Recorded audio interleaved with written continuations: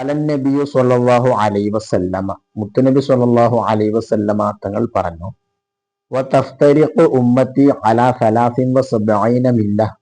എന്റെ സമുദായം 73 വിഭാഗങ്ങളായി വിഘടിക്കും. കുല്ലുഹും ഫിന്നാരി ഇല്ലാ മില്ലത്തൻ വാഹിദ. അതിൽ ഒരു വിഭാഗമല്ലാത്ത മറ്റു എല്ലാ നരകത്തിലാണ്.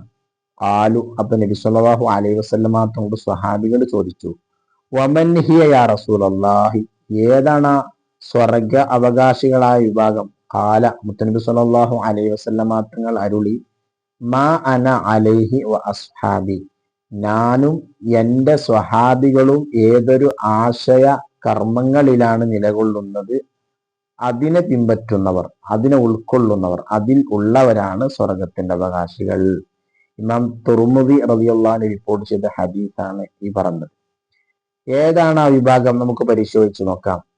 വെള്ളിയാഴ്ച സുന്നി പള്ളികളിലൊക്കെ 2 ബാങ്കാണ്. ഇഖാമത്തോടുകൂടി 3 അറിയിപ്പുകളാണ് ഉണ്ടാവുക. എന്നാൽ വഹാബി പള്ളികളിൽ 2ൽ 1 ബാങ്ക് എടുത്ത് കളഞ്ഞിരിക്കുന്നു. എന്നാൽ ഇത് തുടങ്ങി വെച്ചതാരാ?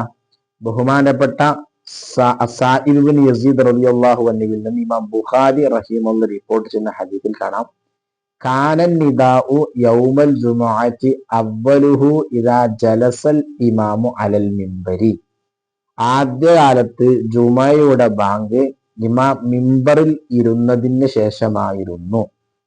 അലാ അഹദിൻ നബി സ്വല്ലല്ലാഹു അലൈഹി വസല്ലമ, മുത്തനബിന്റെ കാലത്ത് എങ്ങനെയാണ്? വ അബീബക്കറിൻ, അബൂബക്കർ തങ്ങളുടെ കാലത്ത് എങ്ങനെയാണ്? ഉമർ റളിയല്ലാഹു അൻഹു, ഉമർ റളിയല്ലാഹുവിന്റെ കാലത്തും അങ്ങനെ 1 ബാങ്ക് മാത്രമായിരുന്നു.